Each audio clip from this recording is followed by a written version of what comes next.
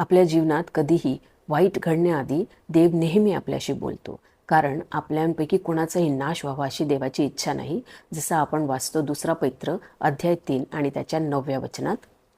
कोणाचा नाश व्हावा अशी त्याची इच्छा नाही, तर सर्वांनी पश्चाताप करावा अशी आहे. पश्चाताप करायला देव नेहमी आपल्याला वेळ देतो, अशी अनेक उदाहरण पवित्र शास्त्रात आपण वाचतो.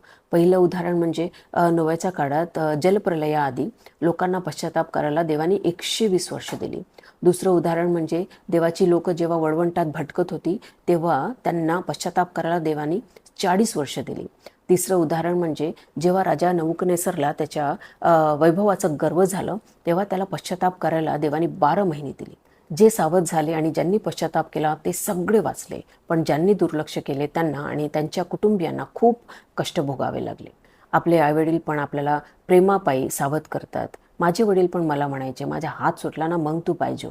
आणि एकदा त्यांचा हात सुटलाच आणि त्यांनी मला चांगलंच बदललं. पण मला माहिती आहे की ते त्यांनी त्यांच्या प्रेमापायी केलं. आणि त्याच प्रेमापायी आपल्याला सावध करायला देव वेगळे वेगळे मार्ग वापरतो. देव पवित्र शास्त्राद्वारे आपल्याशी बोलतो. देव दासांना तुमच्याकडे पाठवतो आणि देव संदेशांद्वारे आपल्याशी बोलतो, जसा आज हा संदेश तुम्ही ऐकत आहात. जेव्हा वेळ असता आपण सावध होतो आणि येशूच्या नावाने प्रार्थना करतो आणि पश्चाताप करतो, तेव्हा देवाने आपल्याकरिता जे आशीर्वाद दिलेले आहेत, जे वचनं आपल्याला आणि आपल्या कुटुंबियांना दिलेले आहेत, ते सगळे वचनं आपल्या जीवनात पूर्ण होतात. मला आशा आहे की या वचनाद्वारे देवाचा आत्मा तुमच्याशी बोललेला आहे.